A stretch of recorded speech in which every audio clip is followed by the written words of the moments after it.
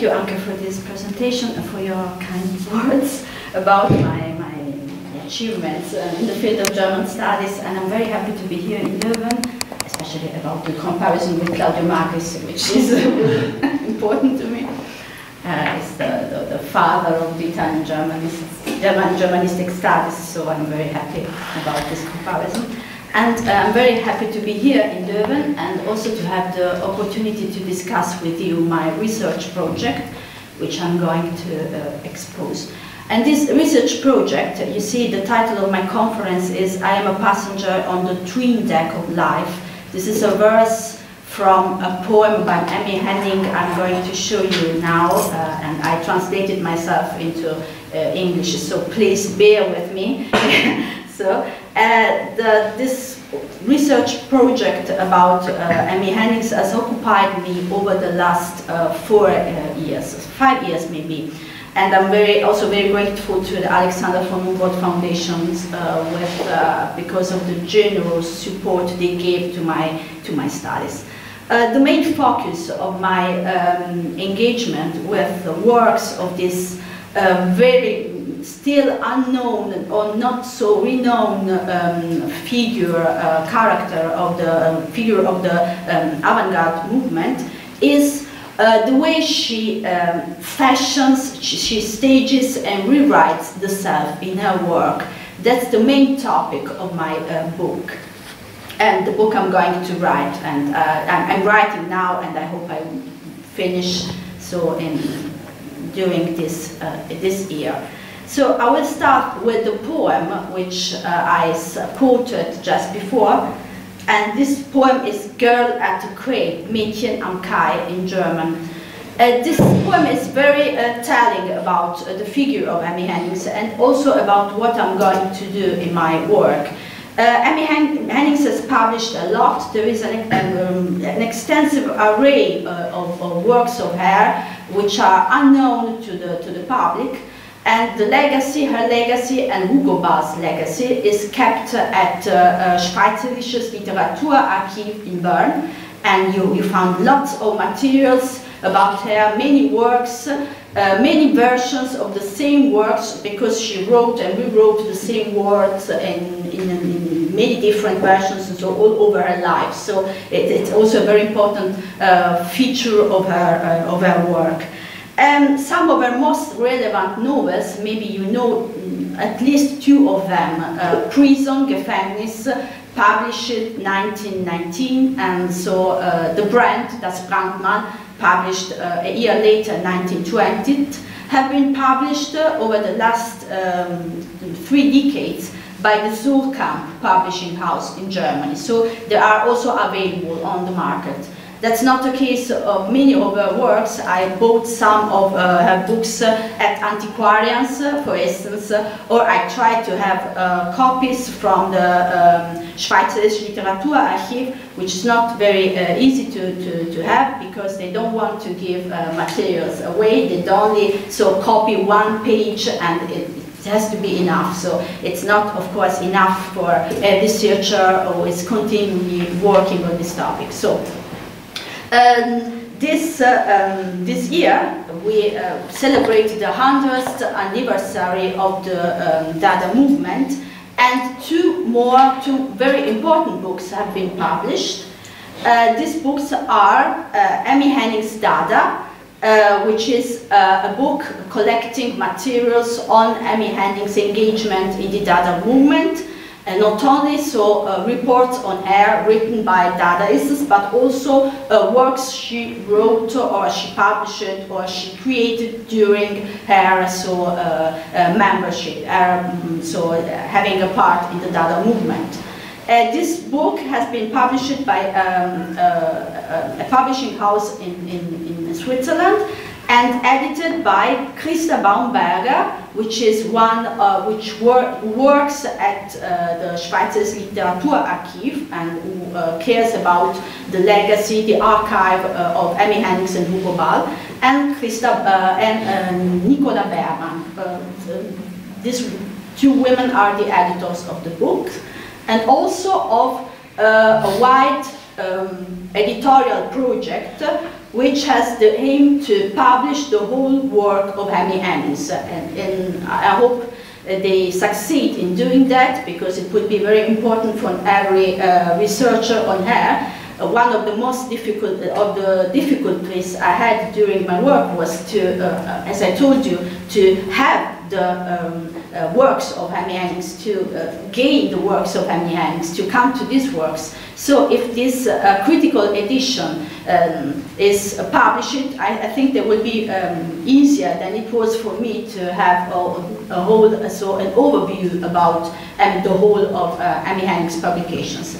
And this year, a book has been published, the first autobiographical novel by Amy Hennings, Gefängnis, but also two other versions of this novel, Das Graue Haus, so the Grey House, and Das Haus im Schatten, so the House in Shadow, which were published during the 20s of the last century, and which are different versions. So I would say, so generally speaking, there are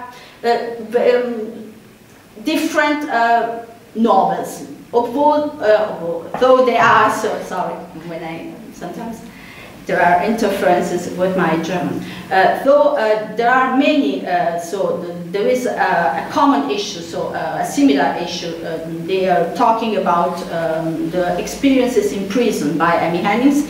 They are nevertheless very different novels. So the editors choose to publish the three works. They are as if they were so independent works, but they collected them in a volume, and this volume has been published this year. So I think now that we are celebrating the 100th anniversary of Dada, so the time is actually ripe for a critical reassessment of the whole of Amy Hennings' activity, not only as a writer, but also as a performer and also as an artist, generally speaking, because I think this is one of the key notions, the key issue in my work, that there is a strong connection between a work as a performer and a work as a writer in Amy Hennings. So those both aspects could not be singled out, so they have to be considered together. And this is, I think, a very important notion to understand her work. So now back to the poem I wanted to read in order to explain my choice of the title for this conference, Girl at the Crane, Mädchen am Kai. I have no character, I only have hunger. I, a passenger on the twin deck of life, I have loved and hated in vain, and spent every evening waiting on the streets, and my art must learn to earn bread. Could anybody die of shame? I'm so tired, paralyzed. However, my teeth are elfy, my lips are red. Madonna, let me fall in a deep shaft, to be protected only once again. Wash away all my sins. Look, I spent so many nights away. This is one of the most famous poems written by Amy Hennings. Unfortunately, I was not able to find an English translations of it, so I had to translate it myself. This is a very interlinear translation, indeed, so nothing special, but I wanted to convey the meaning of this poem and why it is so relevant to understand Amy Hennings. Before I start writing about the key notions of my work on Amy Hennings, some of them I already mentioned, so this close connection between performance and writing, and also the notion of autobiography, you know, and the role that the I plays in the work.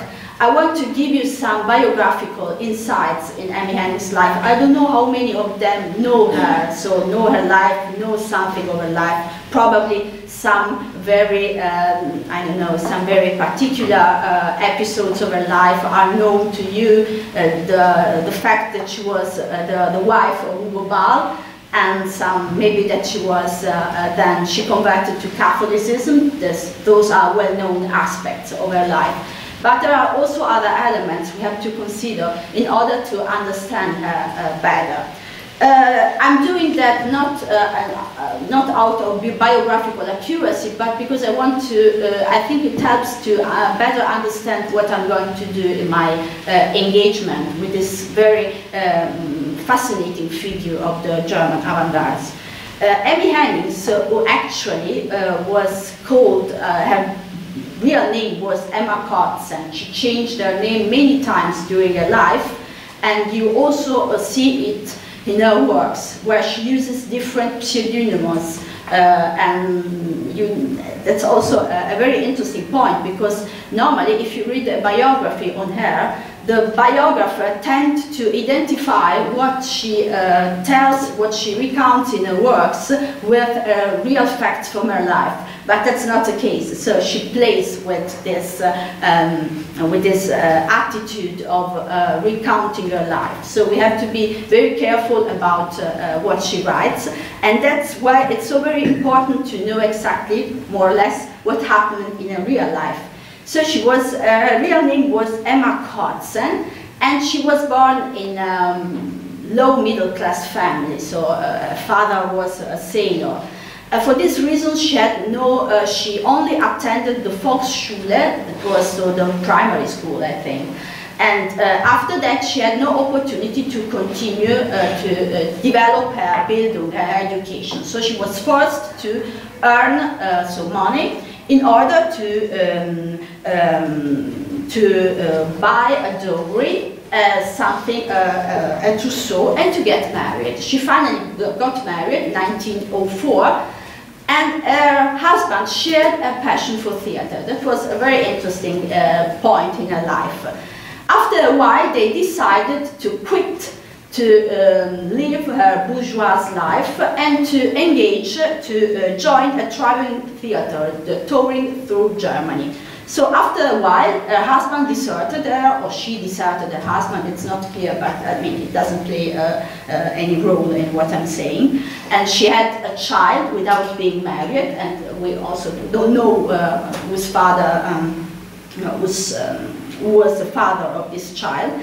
And since 1904, she endlessly traveled through Germany and Europe.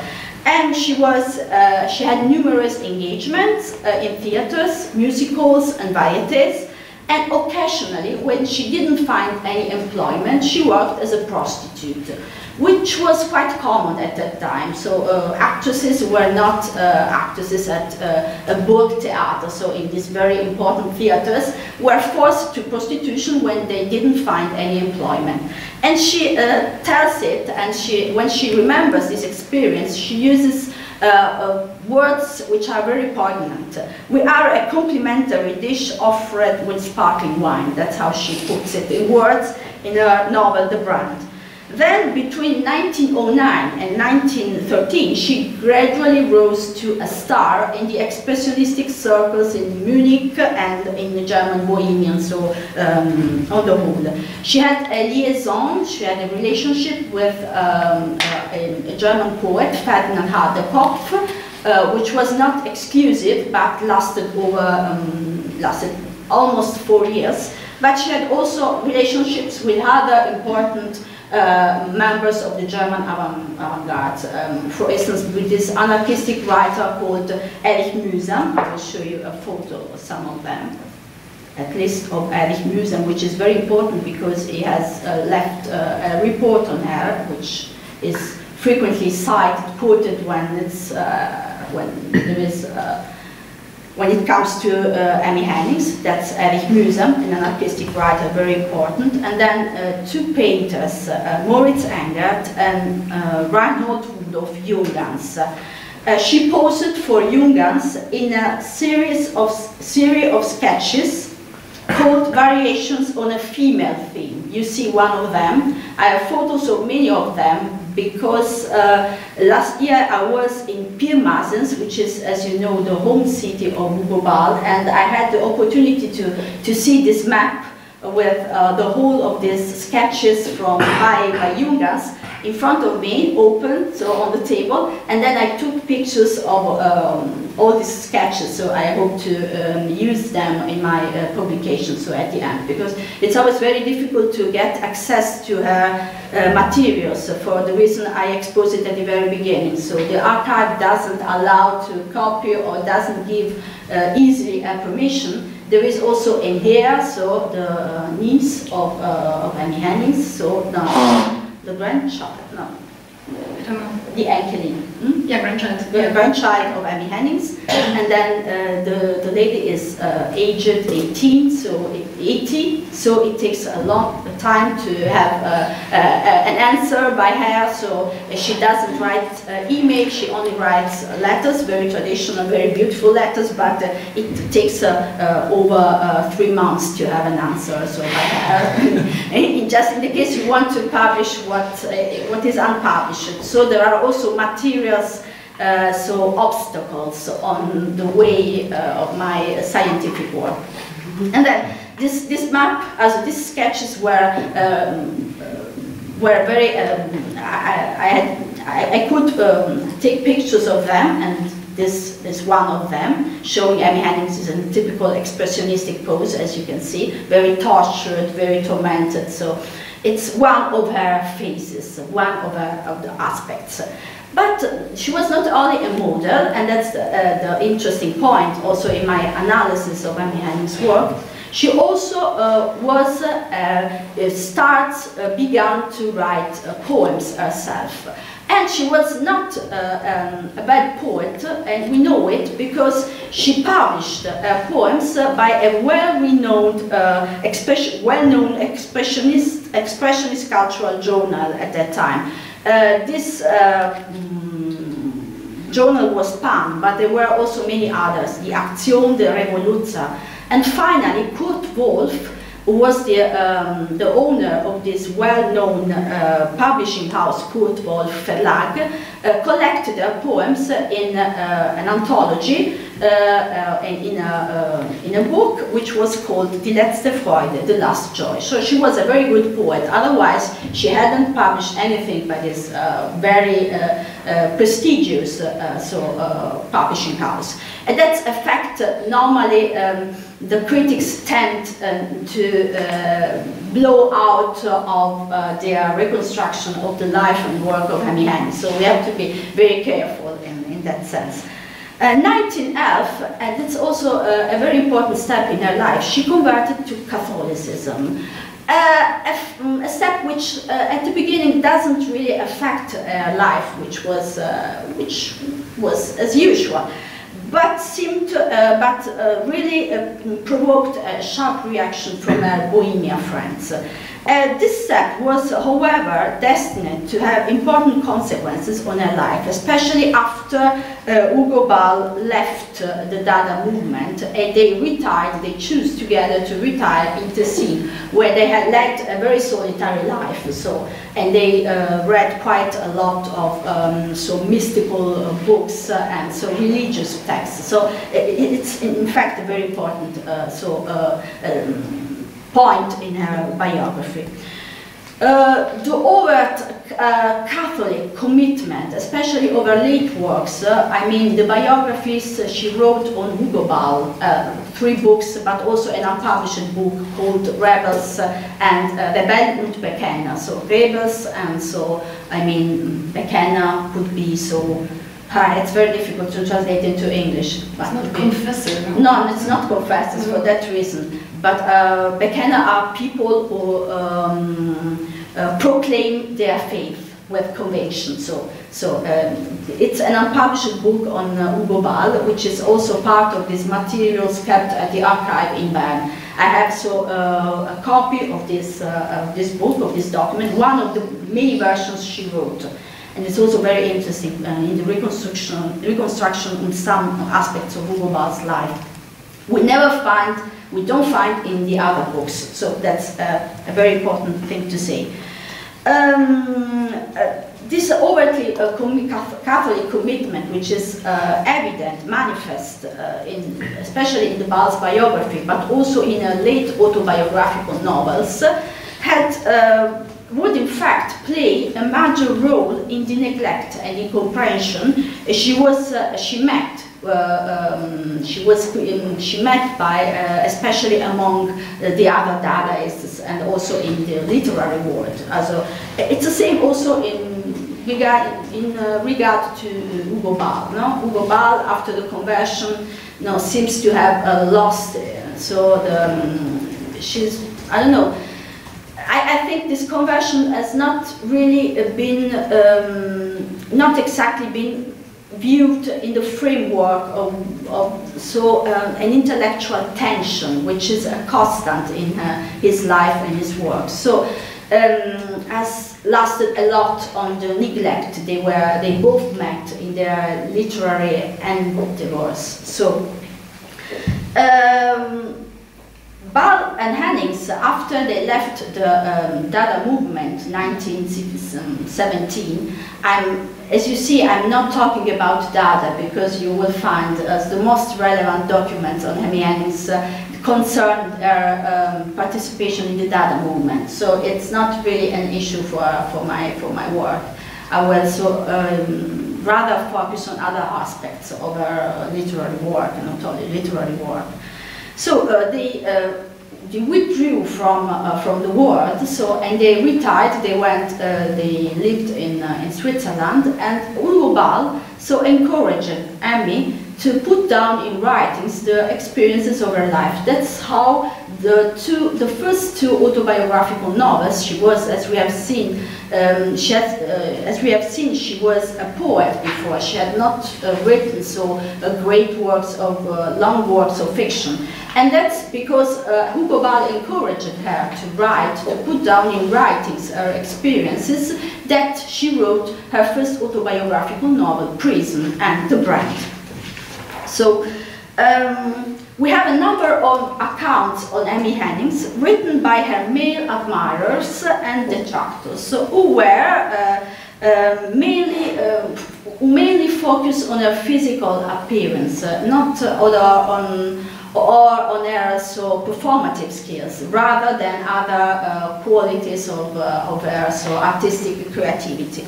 Erich Mühsam, for instance, I mentioned him before. Was one occasional lover of Amy Hennings, and also quotes and accurately reports in his diary her erotic affairs. He was really fascinated by this erotic aspect of Amy Hennings' life. He calls her an erotic genius, and he was really impressed by her. Depicts her as a prostitute, but this is not only this has to be framed in this idea, which was common in the Expressionists, that there was an opposition between the pure mother and the prostitute. This idea derives from Otto Wagner, writings on Sex and Character. Maybe you know this book. So Weininger wants to oppose current concepts of motherhood and current bourgeois values, and so he deepens the traditional division between the woman as a mother and the woman as a prostitute. But he affirms that in both cases women have a pervasive sexuality, which is very important in constituting a woman. So when Mühsam characterizes Amy Hennings as an erotic genius, he does it in order to stress this point, that Amy Hennings is a kind of new woman, is a kind of incarnation of the prostitute, as a woman who has an open, pervasive sexuality, which is a common fact in women. Women were, for Weininger, but also for women who were prostitutes were creative but sterile, so they could not bear a child. So this is important because these women who were sterile could, on the other side, serve as muses to creative men, who for their part were unfit for biological fatherhood. So there was a kind of exchange. And this work, the work of art, which was created by the man, but inspired by the muse, would be the final product of this relationship. So we see we have these categories which deeply influence the idea and also the report we have on Amy Hennings written by her male, so admirers, colleagues I don't know, but admirers nevertheless. And there are also further descriptions on Amy Hennings. I have to say also that the museum says that Amy Hennings is an erotic genius which knows nothing other than loving and being loved, and that she has a naive harlotness. So he coins this word, a naive harlotness. No?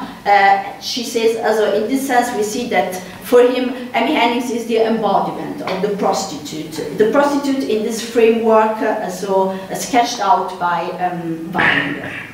Further descriptions of Amy Hennings' performances that we have, which we have from by other authors, involve other stereotypical categorizations like diva, Madonna, muse, and femme fatale. And they also focus on the boyish, very delicate physical frame of Amy Hennings, which can be at the same time a very seductive woman, lascivious woman, but also a very innocent, childlike girl. So it's interesting to see this switch, so this characterization, very polarized, so we could see. However, also Dadaists have left many reports on Amy Hennings, which also focus on her appearance or on her so very refined performance skills. We should not forget that it was Amy Hennings who rescued more than in Soirée from the enraged public, the enraged audience. So she was very important. So in Dadaistic performances, they often characterize Amy Hennings. If we read Richard Hülsenbeck, but also other Richter and other Dadaists, they characterize Amy Hennings as a bizarre mystic, or hint at her unorthodox, very scandalous background. So these are also very polarized reports on her. There is no real effort to really understand her as a creative woman, as an artist. We don't find anything like that in these reports. And there is also one more reproach moved against Amy Hennings, because Hülsenbeck especially accuses her of having played a major role in Ball's abruptly leaving the Dada movement, and to have airbrushed Hugo Ball's image after his conversion in order to depict the image of a righteous Catholic writer. So these are reproaches against her. Amy Hennings on her side took revenge of the little consideration she has been given by her colleagues, Dadaistic colleagues, when she later claims in one of her books on her life with Hugo Ball, Eco and Ruf und Eco is Call and Eco. She claims to have invented the very word Dada. As you know, the Dadaists disputed among each other to have invented this word, and Amy Hennings comes up and say, look, I am the one who invented this word, so be careful, I am the Dada mother. There is no father, but there is a mother. There is a matrilineal, so genealogy of this word.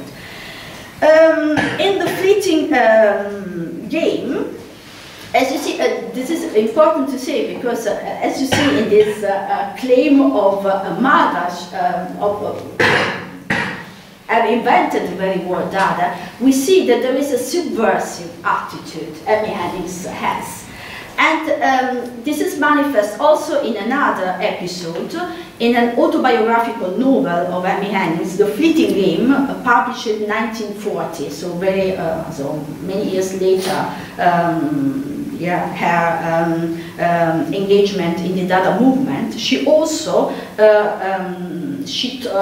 recounts the life of the main character called Helga Londelius, Helga Londelius speaks in the first person, so we tend to identify main character and author, which is not the case, but it's very important nevertheless, because Helga Londelius remembers having modeled at the painter Junghans, and says that it was the origin of her poetic inspirations, because while she was posing, nude modeling, during these sessions of nude modeling, she began to write poems, and she attached the poems to her correspondence with the painter Junghans. So, as we see, there is a reverse of the typical inspiration scheme which characterizes Western culture. Female authorship begins in a voyeuristic place par excellence, such as the nude modeling session, where the phallic gaze of the male artist, a supervisory authority which generates pleasure, as Claudia Ohlschläger, a German scholar for literary studies, puts it, penetrates the woman's body in an attempt to uncover its truth. So in Henning's work, this traditional relationship of the male artist with his muse is mischievously undermined and subverted, as you see. So because she claims we won't think about a muse who starts writing poems, but that's indeed the case in Hemi Henning's. The subversion of traditional gendered categories related to artistic creativity and to authorship constitutes a distinctive feature of Henning's work, which I shall explore further in my book and also in my talk, as you see also in the title I've given to my talk, which is Staging and Rewriting the Self in Hemi Henning's work. 1947, before her death on the 10th August 1948, Hemi Henning notes in her diary, "People don't want any work from me. I am the only one who'd like it, but they only want to have my person." What really strikes me in this entry, and I don't know, I shall like to discuss it with you, is the word choice. Hemi Henning speaks of person. Person clearly comes from the Latin persona, which is mask, actor's mask. In Greek we have the word prosopon, which is quite the same. The word choice reveals, in my view, the close relationship between the autobiographical and the theatrical dimension. As I said before, there is a close connection between activity as a performer and as a writer. As if the self could only exist under a mask. The audience does not expect a fictional work, but a reliable account on the actual course of events from the author's life, even if the author only appears in her or in his text as a mask. And you will see how carefully she fashioned herself in her photos. There are many of them. If you go to the archive, you will see plenty of them. You see here, Hemi Henning with a Dada mask, for instance. So in this duplication of this idea of mask, she is masked, but also with a mask in the hand. And then we have this is one of her performances as a fortune-telling spider. This is one of her most famous performances as a variété artist. This is with Hugo Ball and the Maxim Ensemble in the pre-Dada period. A photo of Hemi Henning as a lascivious nun. As you see, the superior part is like a nun, and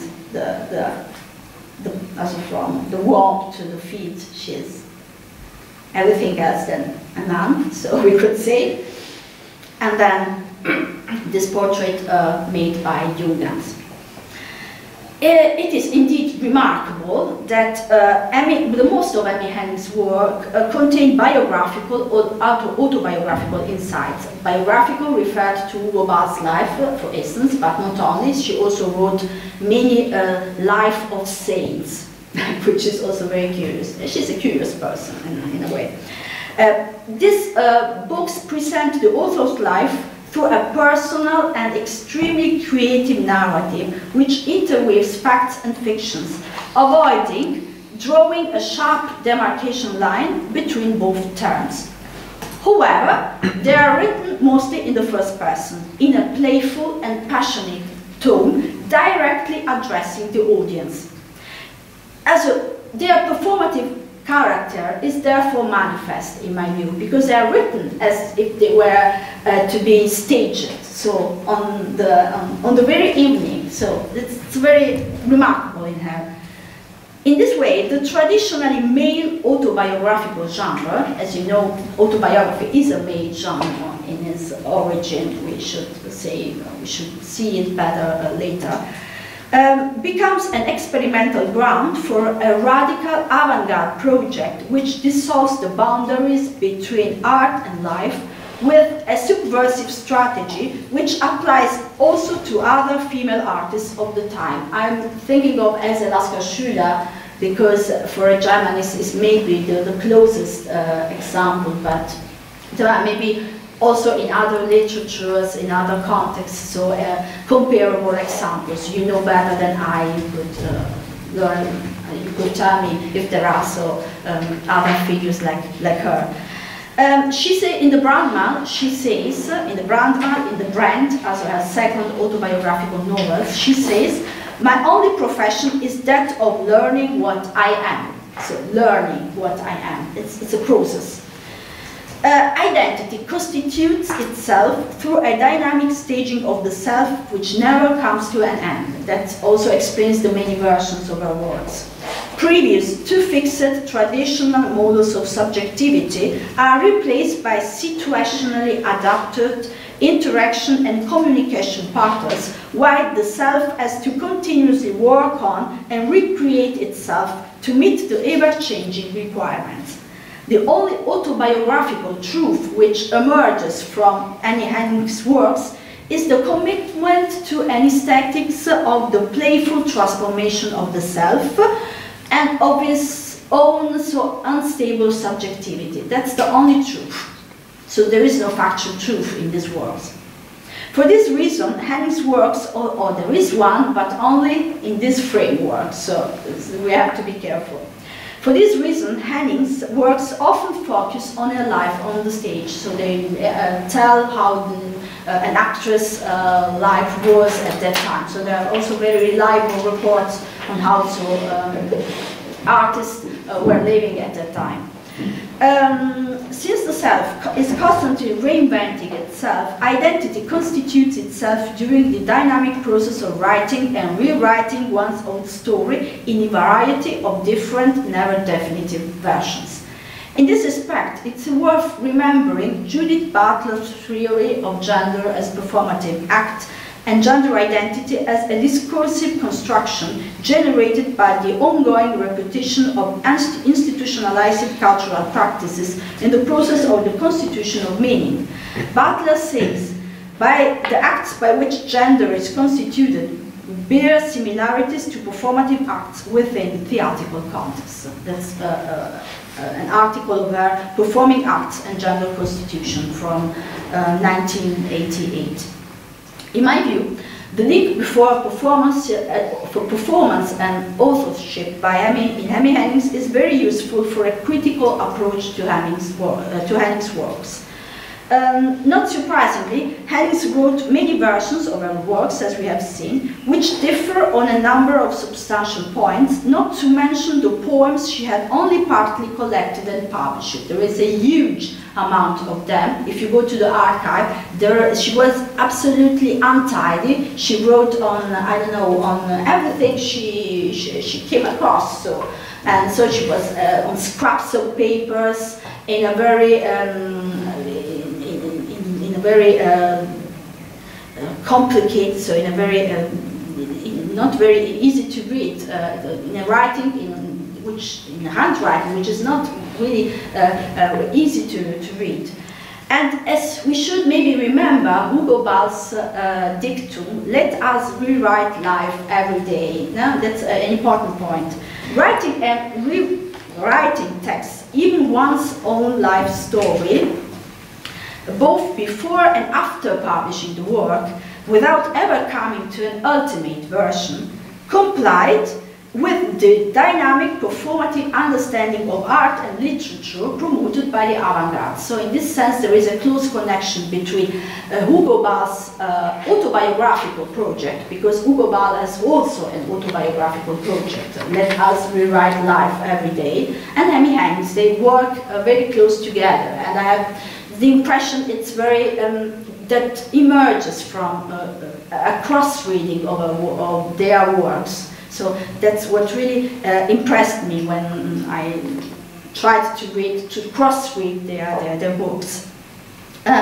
Even finally published texts in their constant interaction between different genres, such as novels, songs, poems, self-reflective comments, as it was the case also in performance numbers, no? That the performer comments on events which have happened during the last days. So these self-reflective comments unmistakably bear constitutive elements of the storytelling, which means of the original oral context, or what I call, after Erika Fischer-Lichter, which is a German scholar, autobiographical performances. So I think what Amy Hennig does in her text is a kind of autobiographical performance. And you can also see distinctive feature of oral performances. So a performance is oral, mostly, or has only a script, but it has also to do with improvisation, with the ability of improvisate on the very moment. And these features you can easily recognize by reading Amy Hennig's works. So autobiographical performance is a key notion to understand her works. In the autobiographical performance, you have voice, language, body, and acting, which merge together on the same level and to the same extent. Identity constitutes here as a performative act carried out in front of an audience.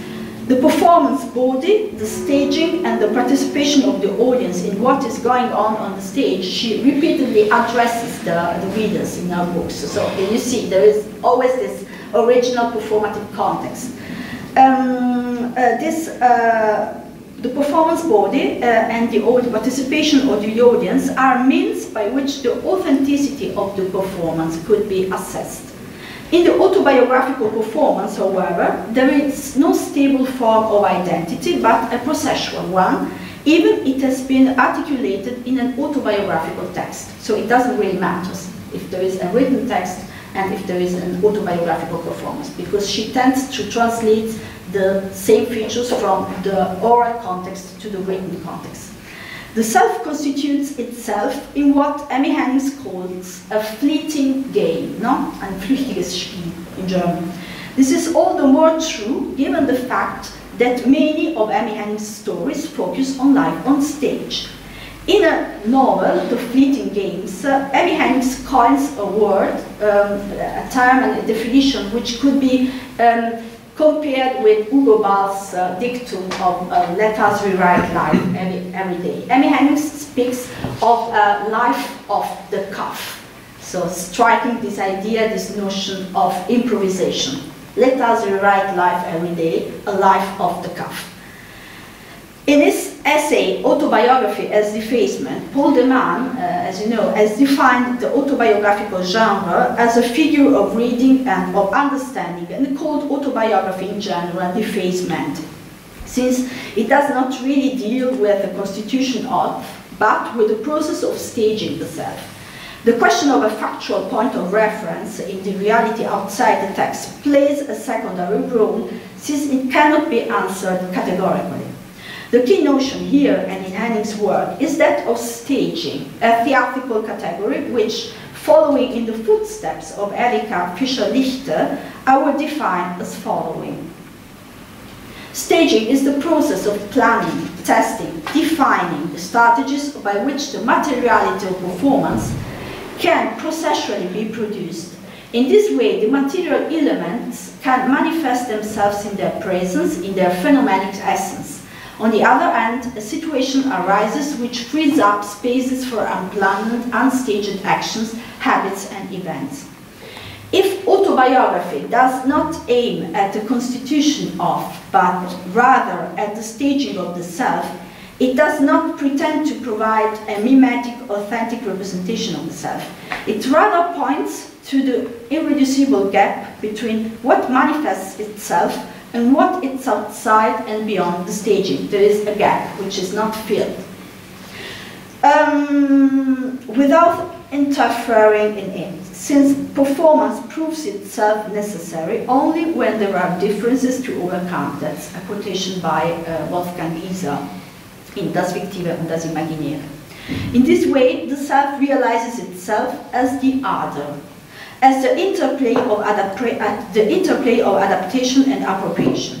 Iser defines staging as follows: as a simulacrum, which does not even pretend to be deluding, but it is in fact the form of what refuses to be forms and breaks up, therefore, all the characterization of human being as a monad, a subject, a self, or a transcendental I, not least because a simulacrum always signals that what it has shaped is not shapeable. In view of this close connection between performance and writing in Amy Hennig's works, any attempt to reconstruct factual insights into Annie Hennig's life on the basis of the autobiographical accounts seems rather pointless. In this preface to Blume und Flamme, so flower and flame, it was Hermann Hesse who already pointed out that Hennig's playful and mischievous approach to her own biographical accounts was the most important thing in her writings.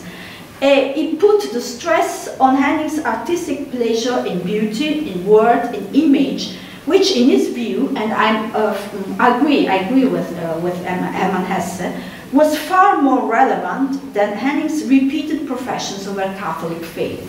So he says, you don't have to look at that. It's also a play, no? This fashioning yourself as a Catholic, no? It's also another way of staging the self, but it doesn't really, it's not really the point of what she's written. It seems clear that there is no place for traditional theories of the autobiographical genres in Amy Hennig's radical intermediate concept of autobiography, which also draws on various other genres. Here I'm thinking especially of Philippe Lejeune's book, you might know, of course you know, Le Pacte Autobiographique, 1975, a key text of autobiographical theory, which Hennig, as we will see, completely overrides. That leads me to a further crucial point in my book on Amy Hennig, the way authorship and autobiographical writing are related to each other. The notion of autofiction, which has been increasingly establishing itself in literary studies over the last decades, is, in my view, extremely useful in this case, though not exclusively. So we have to be careful also in using these literary terms, which are like containers in my view, but we have to be very careful. So, but it could be also, it could give access to an aspect of the work of Amy Hennig. Simplifying a lot, we could say that autofictions define a set of homodiegetic texts which, though the narrator and the author's name seem to be identical, should nevertheless be considered works of fiction. In other words, it cannot be unequivocally stated whether and to what extent events described in the books correspond to the author's real life. Where does the boundary between fictions, facts, and literature actually lie? In this sense, one could say that auto-fictionalized texts constitute a kind of mixed genre, as Frank Zipfel says, where the relationship between fictionality and authenticity is unresolved. Is there still time, or should I? 5 minutes. Okay, I should come to an end.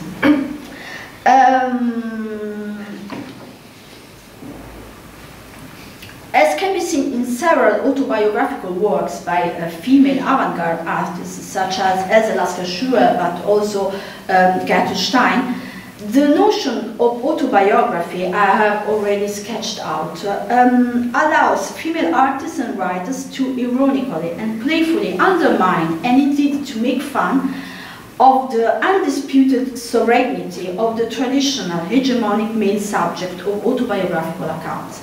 Moreover, autofictional writing shifts the borders between artistic and everyday life, since fictional elements can be integrated into the author's biography. Questioning the dividing line between art and life certainly tallies, as we have seen, with an important claim of the avant-garde movement, translating art into life. Disruptions, contradictions, inconsistencies, experimenting with alternative waves of life, they all turn into constitutive elements of the autobiographical genre, which no longer aims at representing the closed unity of life, since it cannot refer to an empirically proven reality outside the text.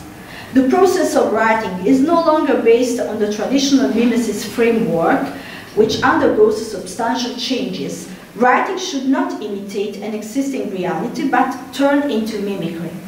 That poses a challenge also to traditional understanding of female writing, which has to be autobiographical in the hollow sense of the word, as another German scholar, Michaela Holderried, puts it.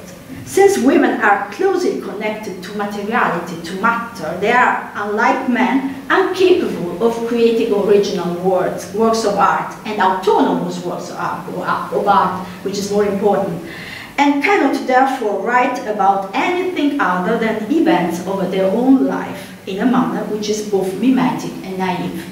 Amy Hennings, who at several points of her works compares herself with a Kodak camera or with a phonograph, seems to playfully refer to this at that time widespread attitude to female writing. At the same time, she points out the mediality of the autobiographical process and the increasing use of technical devices in the age of mechanical reproducibility at the beginning of the 20th century. Amy Hennings, however, does not only oppose old cliches to male-female writing by merely reversing them in a positive reappraisal. She goes further by questioning the assumed ontological status of such notions as identity, authenticity, and factuality, thus unmasking them as a precarious and ambiguous categories. Identity constitutes itself, therefore, in a process of intertwining textuality and referentiality, which gives up the gnoseological premises of the traditional theories on autobiography. An all new notion of identity arises, which I shall call positional, and which is on the one hand located in space, in the other hand acquires a further connotation from a specific temporal retrospective look at what has happened. In this sense, positionality means a complex dynamic network where categories such as center and periphery, here and there, undergo an ongoing process of borders shifting. Such an understanding of female identity as positional stands out in more or less conscious way from traditional male-centered theories of autobiographical writing. There is a preface of one autobiographical book of Amy Hennings, Blume und Flamme, Flower and Flame. I tried to translate and to quote, which is really important to understand what she does in her autobiography. I really doubt whether I will ever succeed in my task, since I do not belong to those people who are firmly and carelessly convinced of their talent. You see, the subversive way of undermining what we would expect by an autobiographical book. This is a novel, so also because the main character is called Helga Lund, as it's not Amy Hennings. So in this way, there is also an uncertainty about who is speaking from which position. And she also admits she's not capable, or she's not convinced of her talent, so she doesn't know what's really to come about. The bold claim, that's how the story went, is not my job. A life story is not written in a day. There are experiences which I am considering again and again from different points of view, and sorry, there is a mistake, and I've used this reverse, and I know that I won't be honest if I made up my mind in favor of unequivocal unambiguousness. My life seems elusive to me, and I do not know if I understood it correctly. If I consider the past, I do it with the eyes of the present. Since human beings can turn back to what they were only up to a certain extent, I remain skeptical about my knowledge of the past. The recollection of things past, the memory, is a poet, some events, everything might have been different. So this is how she starts with an autobiographical novel. So we see at the very beginning, she defies every expectation we might have about her reliable report on her life. So you see, many categories of the autobiographical genres are here undermined and put into question. And there is also another point in this preface. There is only a short excerpt, but the book is also very fun. It is like the most of Annie Henning's books.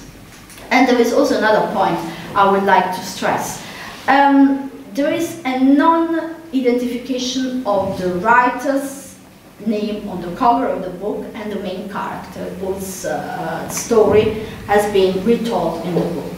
And this is also because Amy Henning plays with names. It's one of the distinctive features of her work. There is a poem I translated, and I want to show you, maybe in the last 5 or 1 minute of my talk, which shows how she engages a fight with names. Because names want to constrain her, to force an identity on her. And this is the more relevant because we are, in this case, we have a female author.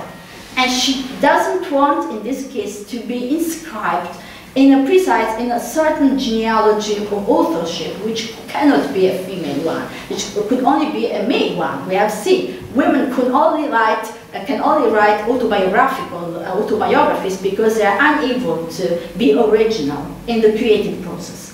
And this poem is I often forget, oft vergesse ich.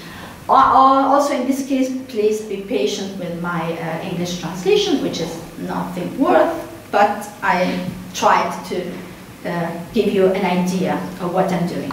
I often forget your name, and I do not know who you are. All the names which came to my mind are mendacious trumps. Names want to entangle me.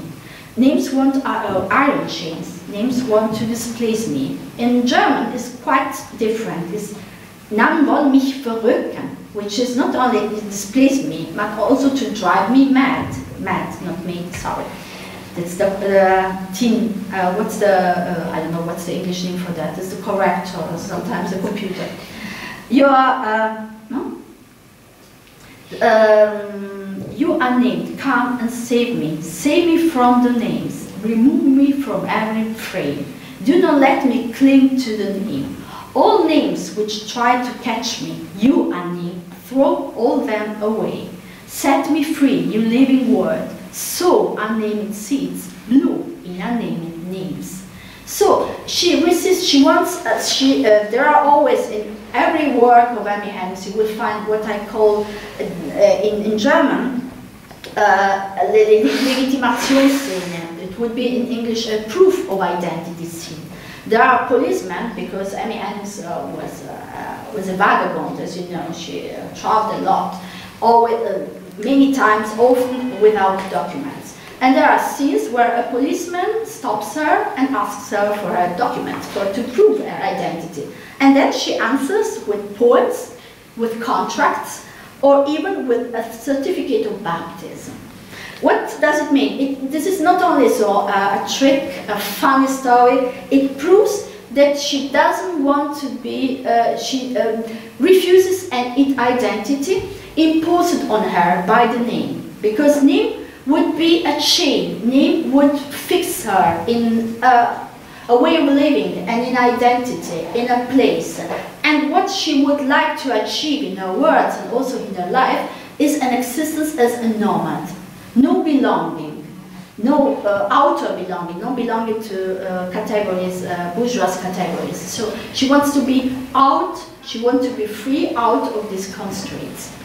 And that's what this poem, in my view, very well testifies. So thank you for your patience, and so that's, I think, that's done. Thank you.